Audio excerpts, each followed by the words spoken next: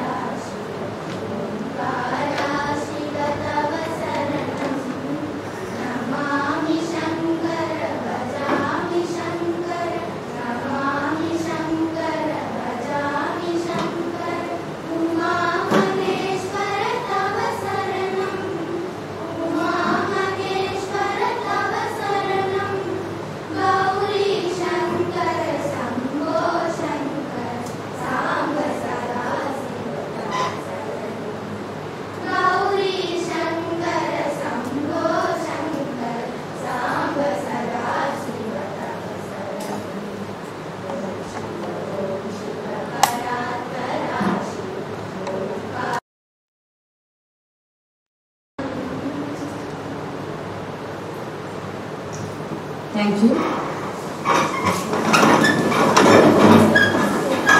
Welcome address. I would like to call upon our principal sir to deliver the welcome address.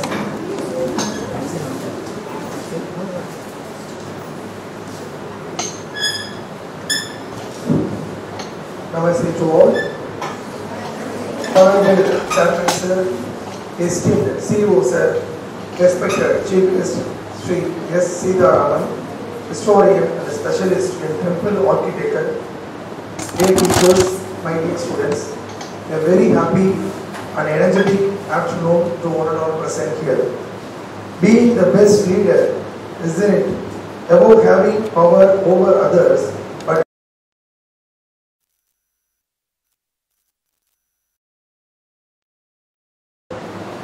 CEO sir to offer such a wonderful opportunity for our students to shine better in their life. Welcome sir. Getting information.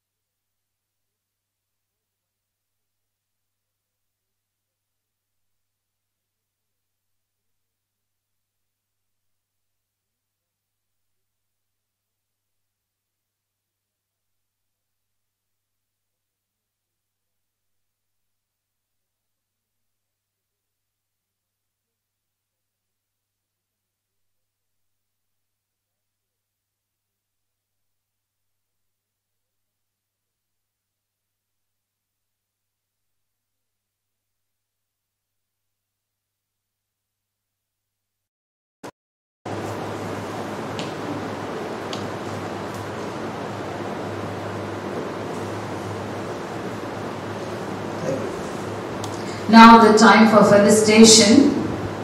I would like to call upon our principal sir and Mrs. Tayin Nagi for felicitate our chief guest, Mr. Sitaraman.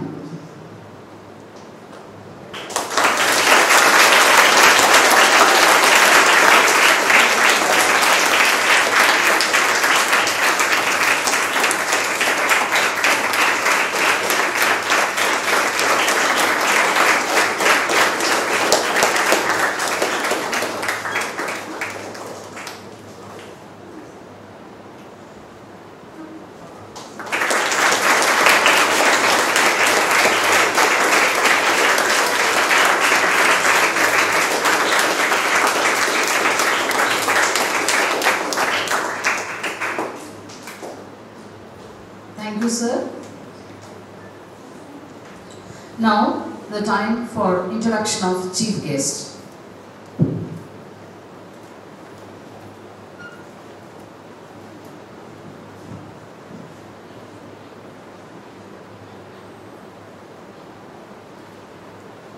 Good afternoon. Sri Sita Raman is a well-known historian and specialist in temple architecture, and he has achieved many accomplishments in his respective fields. He has delivered more than hundreds of lectures on South Indian temple architecture, evaluation of religious cults in Tamil Nadu, and comparative study of Saiva literature and Kashmir Saivism with special reference to Tirumular and Abhinava Gupta, the father of Kashmir Saiva philosophy. His research on the date of Saiva saint Manika Vasagar and Vaishnava saint Andar are well appreciated by the scholars. Sri Sita Raman is the author of books including Payanavali Varlaru and Ilakkiya Inbam, both in Tamil. Mr. Sita Raman is a Rotarian and received the prestigious Vibrant President Award. He is the Managing Director of Saivism, a residential senior living community near Kumbakonam, where he organized more than 2,000 cultural and religious events and programs for the senior citizen within 3 years. For this, he received the award Best Senior Citizen Community Living Homes. It's a record indeed. He received several awards including Indian Construction and Design Award from Indian Economic Development Research Association, New Delhi, and Apurva Ratna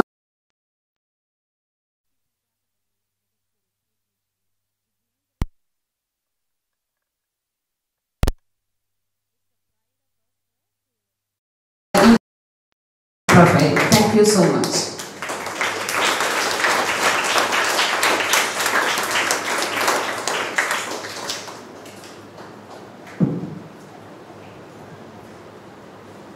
Now is the time for inauguration of Heritage Club. Preserving our heritage isn't it just about the past, it is about ensuring the legacy for future generation. So introducing the future generation, we, the GSK, inaugurating Heritage Club in GSK Magic Padal Gundalur.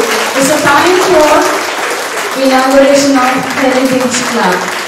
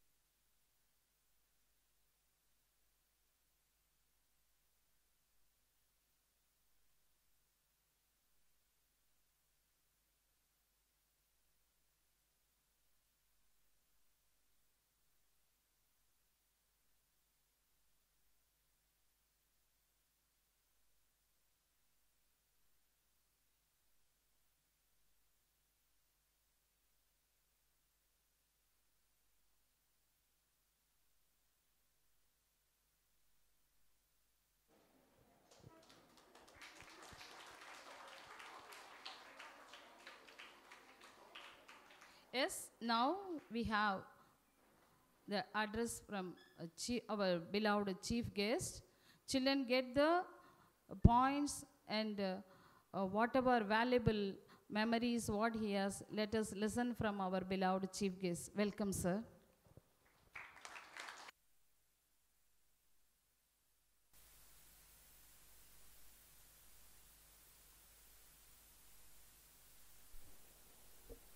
Good afternoon. So காலையில் heritage walk யாரெல்லாம் வந்தீங்க? Very good. So எப்படி feel பண்ணீங்க? பயனுள்ள வகையில் இருந்ததா? மகிழ்ச்சியாக இருந்ததா? Very good. என்றென்றைக்கு நினைவு கூறத்தக்க வகையில் இருந்ததா? Very good. So distinguished principal of the school, உங்கள் சிஇஓ டாக்டர் ஜிஎஸ்கேலாம் அடியனுக்கு பரிச்சயம் என்ற முறையில் இந்த கிராமத்திற்கு இன்றுதான் நான் முதலாக வருகிறேன். ஒரு ஐ திங்க் 2001 இல்லையா, 23 ஆண்டுகளுக்கு முன்பாக இந்த கிராமத்தில் இப்படி ஒரு ஸ்கூல் கட்டணும் அப்படின்னு நினச்ச அந்த மகான் டாக்டர் ஜிஎஸ்கே அவர்களுக்கு ஒரு பலத்த கரகோஷம் கொடுக்கலாம்.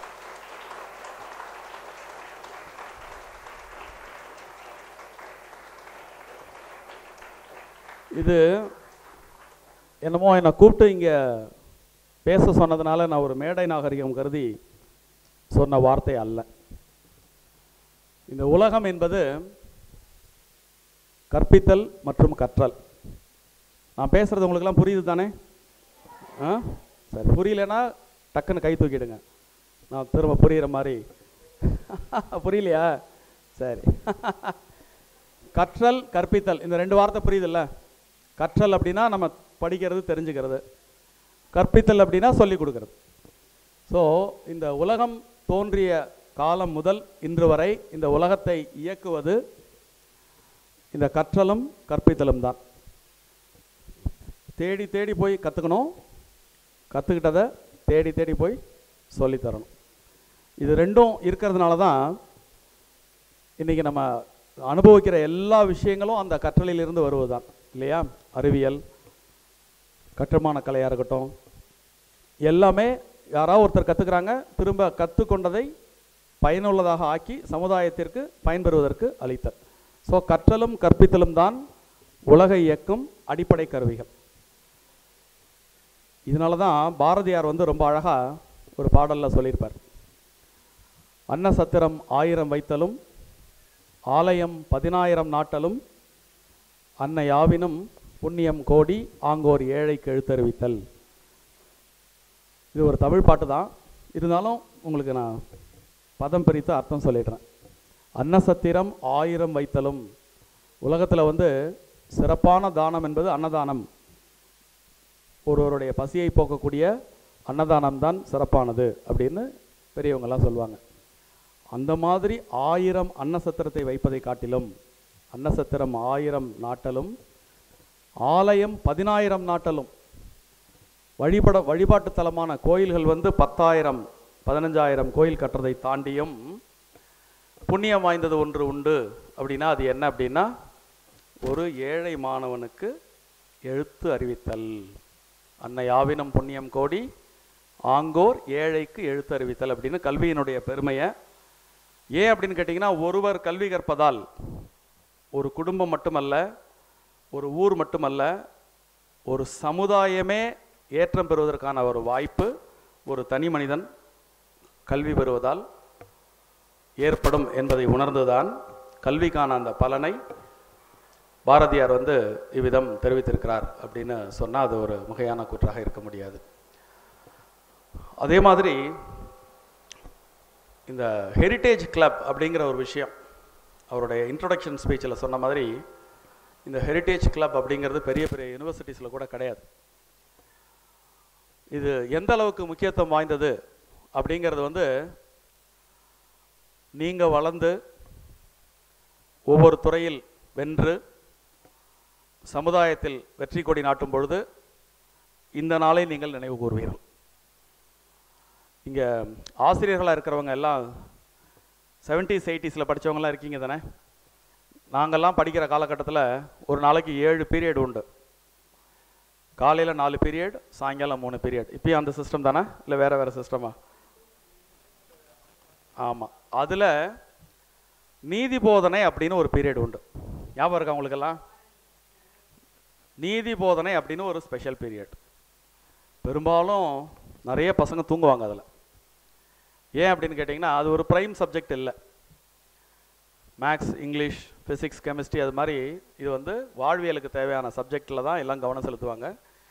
இந்த நீதி போதனை அப்படிங்கிற ஒரு கிளாஸில் பெரும்பாலும் யாரும் கவனம் செலுத்த மாட்டாங்க. ஆனால் தகுதி வாய்ந்த சில ஆசிரியர்கள் அந்த நீதி போதனைங்கிற அந்த பர்டிகுலர் பீரியடை எப்போ இந்த கிளாஸ் வரும் அப்படின்னு ஏங்க வைக்கிற அளவுக்கு பாடம் நடத்துவாங்க. நிறைய மாரல் ஸ்டோரிஸ், லைஃபுக்கு தேவையான வேல்யூஸ், இதெல்லாம் வந்து அந்த நீதி போதனை அப்படிங்கிற அந்த பர்டிகுலர் பீரியடில் ஆசிரியர்களால் மாணவர்களுக்கு சொல்லித்தரப்படும். நான் ஒரு 6ஆம் கிளாஸ்லேருந்து 10ஆம் கிளாஸ் படிக்கும் போது அந்த நீதி போதனை கிளாஸை அப்பப்போ தமிழாசிரியர் எடுப்பார், வரலாறு புவியியல் பாடம் எடுக்கிறவங்க எடுப்பாங்க, ஓவிய ஆசிரியர் எடுப்பார். அதுக்குன்னு தனிப்பட்ட ஒரு ஆசிரியர் கூட இருக்க மாட்டாங்க. அந்த இருக்கக்கூடிய ஆசிரியர்களே கலந்து கட்டி இந்த வாரம் நான் எடுத்துக்கிறேன், அடுத்த வாரம் நீங்கள் எடுங்கன்னு ஒவ்வொருத்தரும் அதை ஷேர் பண்ணி அவங்களுக்கு தெரிந்த வேல்யூஸை பசங்களுக்கு சொல்லிக் கொடுப்பாங்க. அது மாதிரி நான் படித்த காலத்தில் எங்களுக்கு ஒரு தமிழாசிரியர் இருந்தார். அவர் அப்படியே பாடம் நடத்திகிட்டே வருவார், போர்டில் எழுதி போடுவார், விளக்கம் சொல்வார், அப்படியே இங்கேருந்து அப்படியே நடந்து போவார். திடீர்னு உலகம் என்பது உயர்ந்தோர் மாட்டே அப்படிம்பார். உலகம் என்பது அவ்வளோ. இப்போ சொன்னீங்க பார்த்தீங்களா, அது மாதிரி பசங்க எல்லாம் சேர்ந்து சொல்லுவாங்க, உலகம் என்பது உயர்ந்தோர் மாட்டே. என்ன மீனிங் அப்படின்னா, இந்த உலகம் பரந்துபட்ட உலகம் 700 கோடி மக்கள் இருந்தாலும் அறிவிற் சிறந்தவர்கள், பண்பாடு மிக்கவர்கள், பிறருக்காக உழைப்பவர்கள், இந்த மாதிரி இருக்கிறவங்களால தான் இந்த உலகம் இயங்குகிறது அப்படிங்கிற பொருள்பட உலகம் என்பது உயர்ந்தோர் மாட்டே. இதன் பொருள்பட திருவள்ளுவர் வந்து ரொம்ப அழகான ஒரு திருக்குறள் எழுதியிருக்கார். பண்புடையார் பட்டுண்டது உலகம், அது வென்றேல் மண்புக்கு மாய்வது மண். உங்கள் எல்லாருக்கும் திருக்குறள் உண்டு தானே? மனப்பாட பாடலாம் திருக்குறள் வருது தானே? திருக்குறளை வந்து சாதாரணமாக நினைக்காதீங்க. பழைய காலத்தில் நிறைய பழமொழி உண்டு, வாழ்க்கையை மேம்படுத்துறதுக்கு ஒத்த வரியில் அழகான பழமொழி உண்டு. அந்த காலத்தில் ஒரு பழமொழி சொல்லுவாங்க, ஆளும் வேலும் பல்லு குருதி, நாலும் ரெண்டும் சொல்லு குருதி. Very good sir, I am impressed. நிறைய ஸ்கூல்ஸில் இந்த பர்டிகுலர் பழமொழி பசங்களுக்கு தெரியாது. இப்போ நீங்கள் இதெல்லாம் தெரிஞ்சு சொல்லி கொடுத்துருக்கீங்க அப்படிங்கிறது தெரியுதுங்க. Very good. அந்த ஆளும் வேலும் பல்லு குருதினா, பல் தேய்க்கிறது இருக்குல்ல, நம்ம எல்லாம் பெரும்பாலும் பேஸ்ட் வச்சு தேய்க்கிறோம் இல்லையா? ஆலங்குச்சியும் வேலங்குச்சியும் வச்சு காலம்பரை பல்லு தேய்ச்சா அந்த பல்லு உறுதியாக இருக்குமா. அதனால ஆளும் வேலும் பல்லு குருதி, நாலும் ரெண்டும் சொல்லு குருதி. நாலுனா எதுனா, நாலடியார், நல்வழி, நான்மணி கடிகை அப்படின்னு 4 வரிகளில் அமைந்த தமிழ் இலக்கியங்கள். இந்த 4 வரிகளில் அமைந்த தமிழ் இலக்கியங்களை நீங்கள் தெரிந்து கொண்டால் நிறைய அறம் சார்ந்த செய்திகள் அதில் இருக்கும். அது உங்களை போய் பண்படுத்தும், பலப்படுத்தும். 2 அப்படிங்கிறது திருக்குறள். 4ம் 2ம் சொல்லு குருதி. 4 வரி சிம்பிளாக வச்சுப்போம். 4 வரியில் உள்ள நிறைய பாட்டு எடுத்துகிட்டு அவையாரை மட்டும் எடுத்துப்போம். ஔவையாரனுடைய நல்வழி. 2 வரியில் திருக்குறள். ஸோ 4 வரியில் உள்ள நல்வழியும் 2 அடியில் உள்ள திருக்குறளையும் நாம் தெரிந்து கொண்டால் நாம் பேசும்பொழுது நம் சொல் உறுதியாக வெளிப்படும் அப்படிங்கிற பொருள்பட நமக்கான பழமொழியாக பெரியவங்க சொல்லியிருக்காங்க, 4ம் 2ம் சொல்லு குருதி. ஸோ இந்த அறம் சார்ந்த விஷயங்கள் எல்லாம் நம்ம என்ன செய்யும் அப்படின்னா, அப்படி கொஞ்சம் கொஞ்சமாக இந்த செய்தியெல்லாம் நம்ம மனசுக்குள்ளே போய் உட்காந்து நம்மளை முதல்ல பண்படுத்தும். ஒரு பண்பட்ட பிளாட்ஃபார்ம்லேருந்து நீங்கள் நல்லா எழும்பி மேலே வரலாம். இப்போ நீங்கள் வீடு கட்டுறோம், நான் இந்த சின்னோண்டு ஹால் தான், ஆனால் அந்த ஹாலுக்குள்ளே நுழைஞ்சவொன்னே ஐ எம் ஸ்டன்னுடு. ஏன் அப்படின்னு கேட்டிங்கன்னா, என்னமோ யூஎன் கவுன்சில் ஹால் மாதிரி இருக்குது. அவ்வளவு அழகாக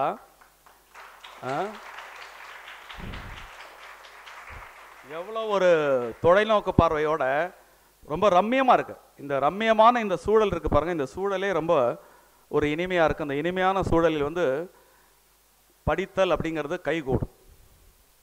படித்தல் அப்படிங்கிற ஒரு வார்த்தைக்கு அர்த்தம் தெரியுமா யாருக்காவது? படித்தல்னா என்ன?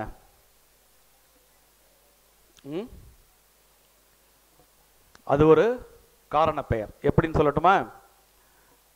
ஆங்கிலத்தில் ரீடிங் அப்படின்னு சொல்லுவோம் இல்லையா? மனமானது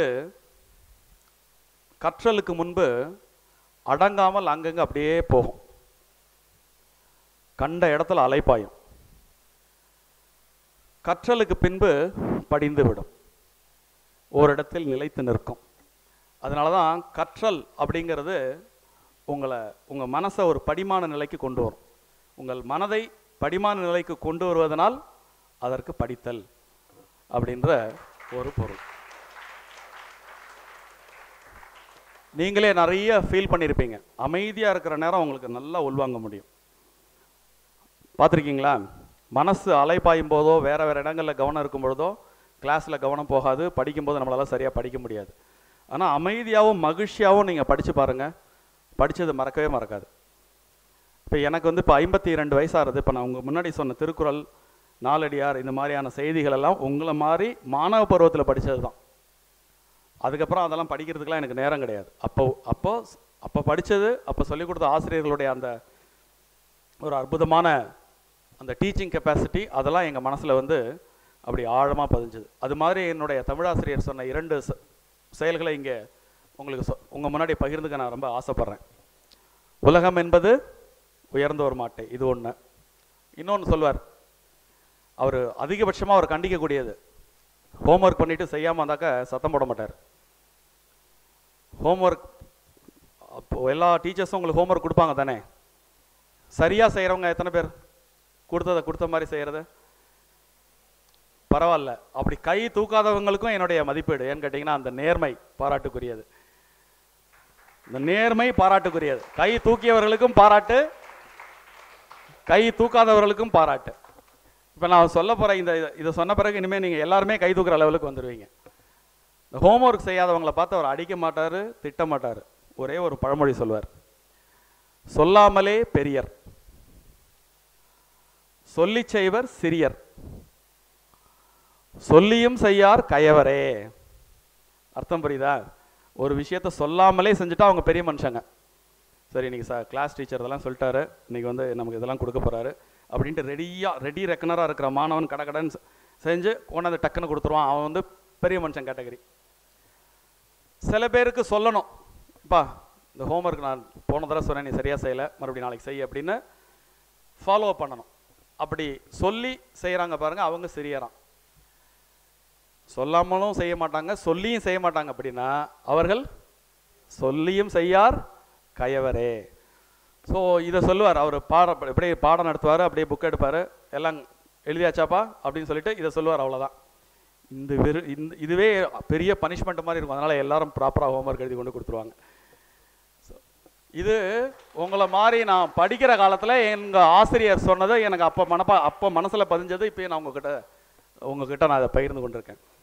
இதே மாதிரி இன்னொன்று சொல்வார், பல நேரம் நம்மளால் செயல்பட முடியாமல் போகிறதுக்கு எது காரணம் தெரியுமா? யாராவது ஒருத்தருக்காவது வாழ்க்கையில் முன்னுக்கு வர வேண்டாம்னு நினைக்கிற எண்ணம் யாருக்காவது இருக்கா? I don't want to come up in life அப்படின்னு சொல்கிறவங்க மட்டும் கை தூக்குங்க.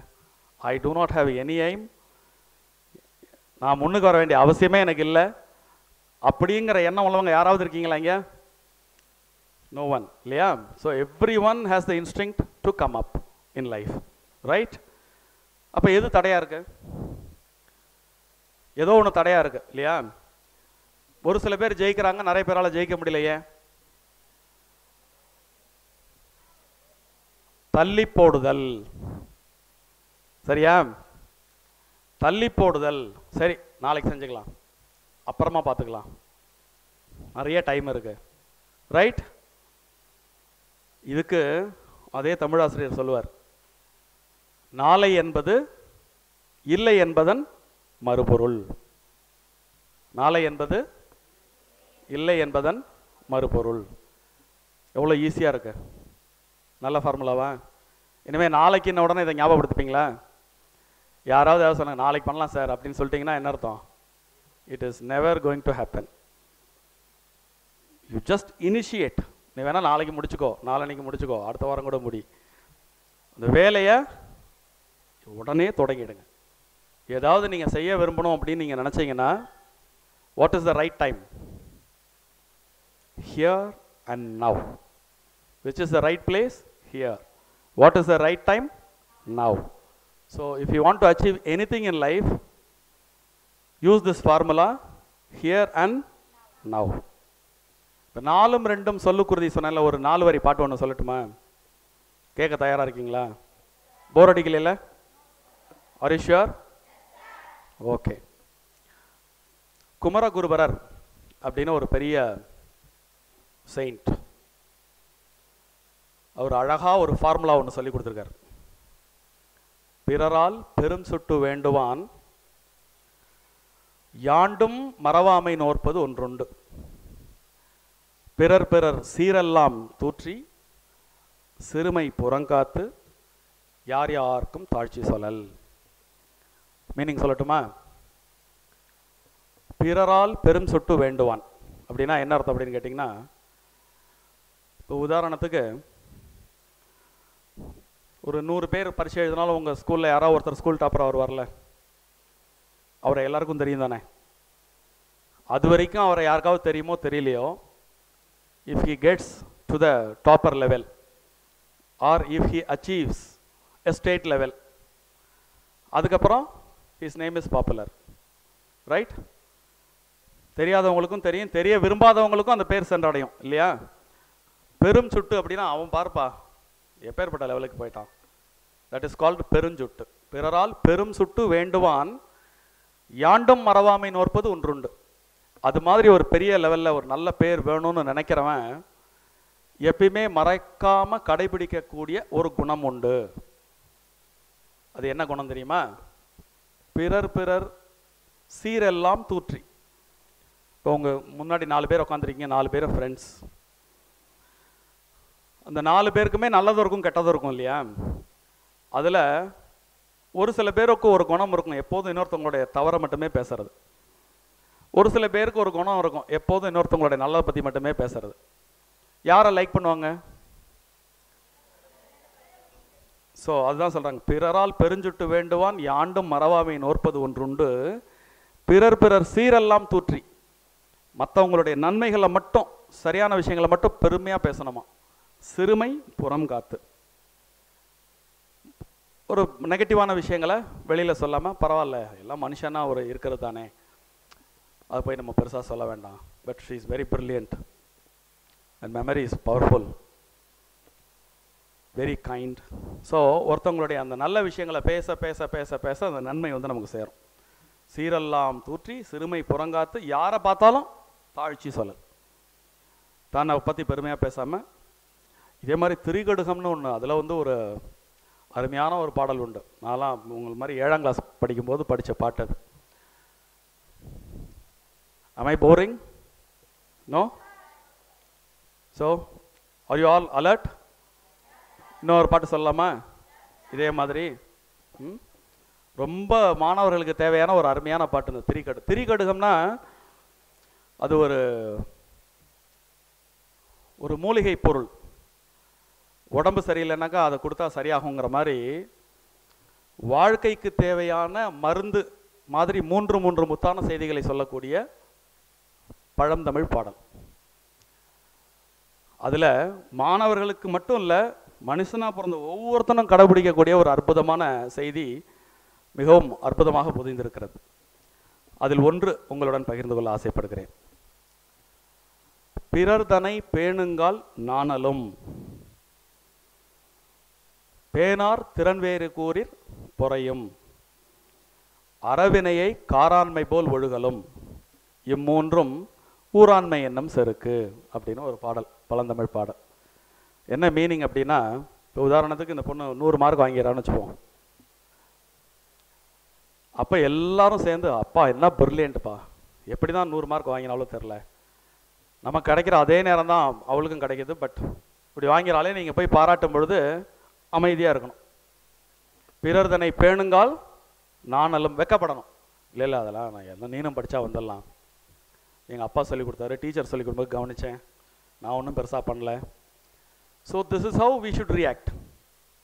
மற்றவங்க உங்களை புகழும் பொழுது வெட்கப்படணும், அந்த புகழ்ச்சியினுடைய பெருமையை மற்றவங்களுக்கு பகிர்ந்து அழிச்சிடணும். பிறர் தன்னை பேணுங்கால் நாணலும் பேனார் திறன்வேறு கூறிற் பொறையும். இதே விஷயத்த வேறு மாதிரி நீங்கள் 100 மார்க் வாங்கிட்டா பக்கத்தில் உள்ள பொண்ணுக்கு பாராட்டணுங்கிற மனசு இல்லாட்டா கூட பரவாயில்ல, கங்க்ராச்சுலேஷன்ஸ் யூ காட் 100 மார்க்ஸ் அப்படின்னு சொல்கிறதுக்கு மனசு இல்லாட்டா கூட பரவாயில்ல, என்ன பெரிய 100 மார்க்கு, கொஸ்டின் பேப்பர் ஏற்கனவே அவுட் ஆகிடுச்சு, ஏற்கனவே தெரிஞ்ச கொஷின் தானே.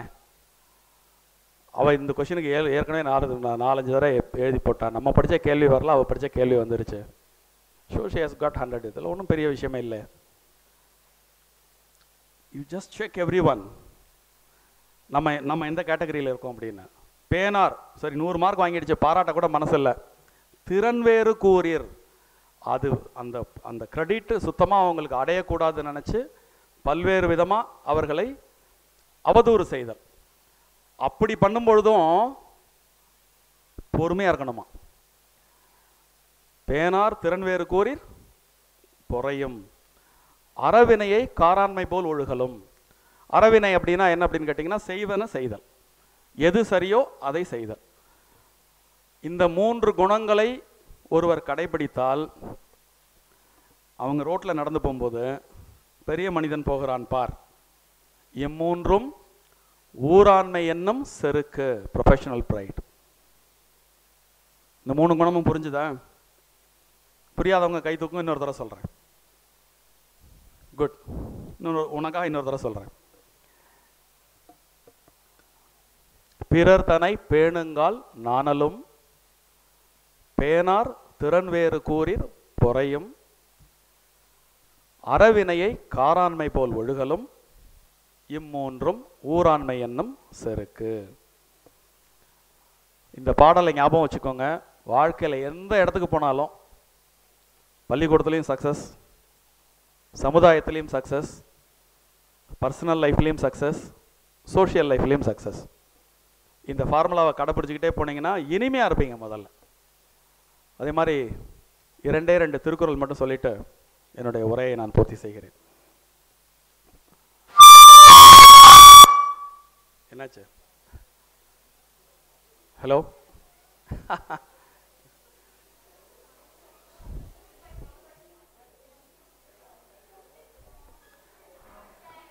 பரவாயில்ல, நீங்கள் யாரும் தூங்கலைங்கிறது இல்லைன்னு தெரியுது. தூங்கியிருந்தீங்கன்னா பயங்கர ஷாக் ஆகிருக்கும். எல்லாம் அலர்ட்டாக இருக்கீங்க. குட்.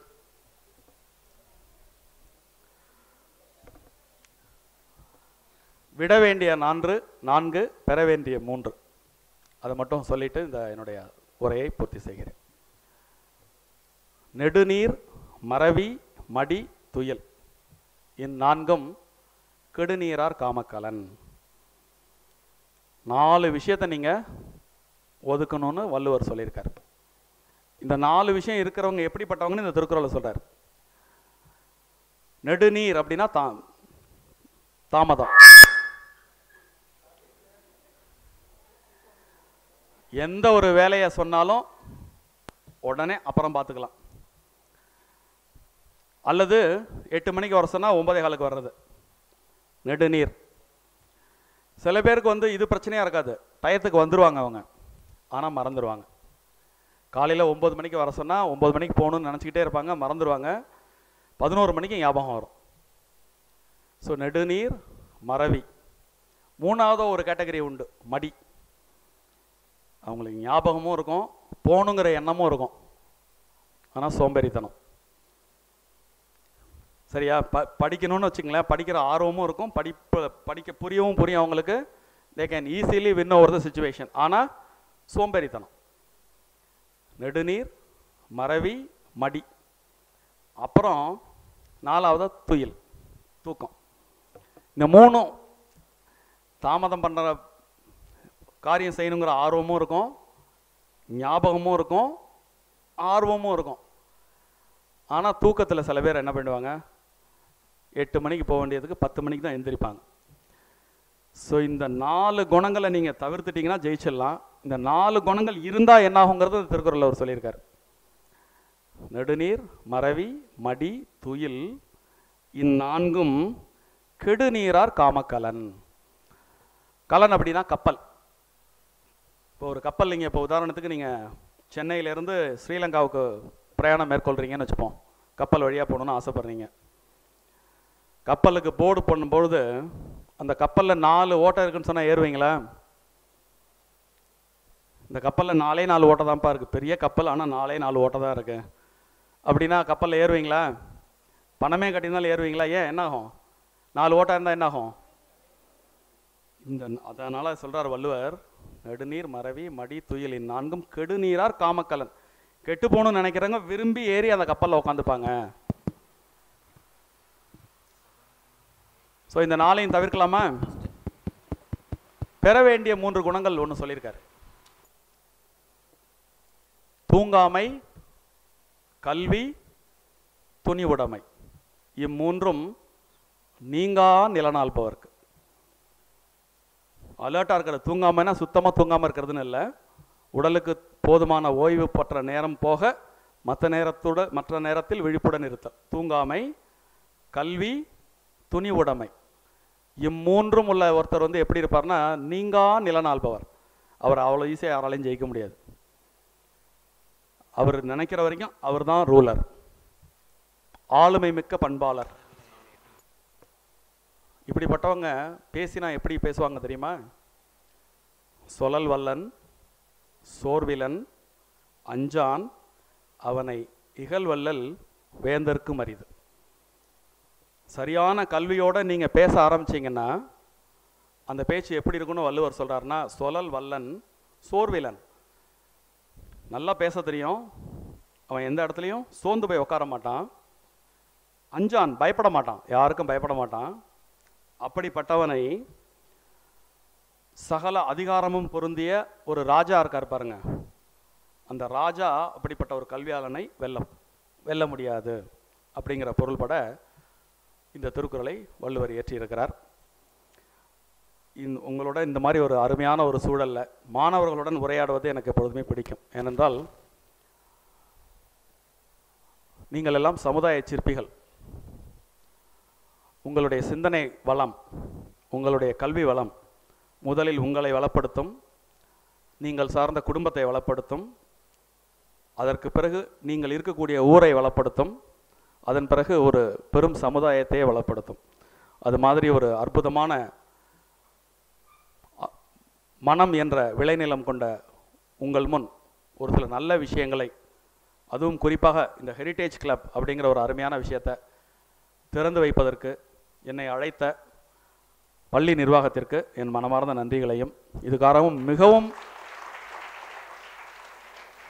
மிகவும் உற்சாகமாகவும் வாழ்வில் உயர்ந்தே தீர வேண்டும் என்ற உந்துதலுடனும் இந்த உரையை கேட்டு மகிழ்ந்த அத்தனை எதிர்கால இளைஞர்களுக்கும் என் மனமார்ந்த நன்றியை தெரிவித்து நன்றி கூறி அமைகிறேன். நன்றி.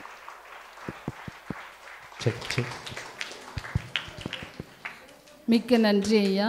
எங்கள் மாணவர்கள் நிச்சயமாக ஆளும் வேளும் நாளும் இரண்டும் பின்பற்றி உங்கள் அறிவுரைகளை சிறமேற்கொண்டு வாழ்க்கையில் மேலும் மேலும் பல உயரங்களை அடைவார்கள் என்று நிச்சயமாக நம்புகிறோம். உங்கள் வழிகாட்டுதலுக்கு மிக்க நன்றி.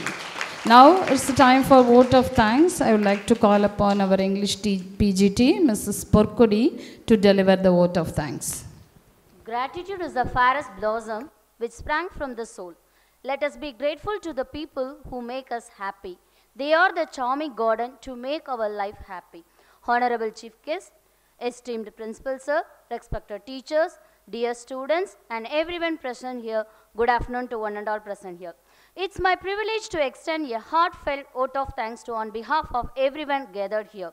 First and foremost, I would like to express our gratitude to our Chief Guest, S. Sitaraman Sir, for gracing this occasion and inspiring us with your insight address. Your encouragement and support add great value to our efforts in making this inauguration of Heritage Day celebration a memorable one. I would like to acknowledge and thank our Principal Sir for his hard work and dedication to make this today's program in grand manner.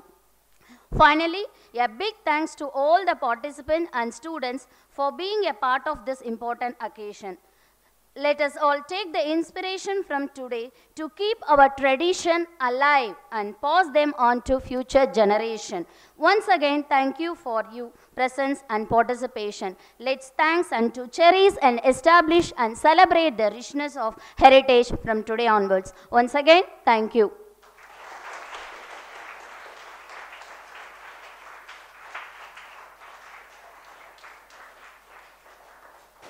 Thank you, ma'am. Let us rise for national anthem.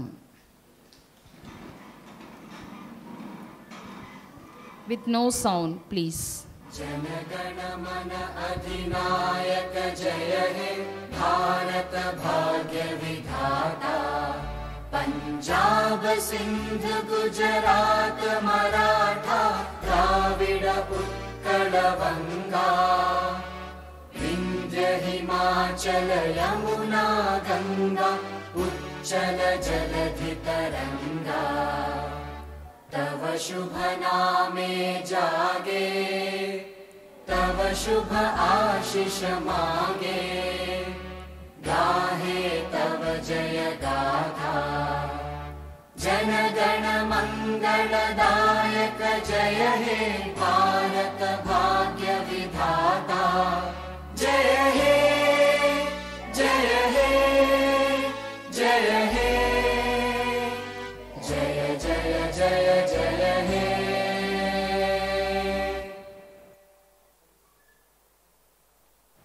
Children, please sit down.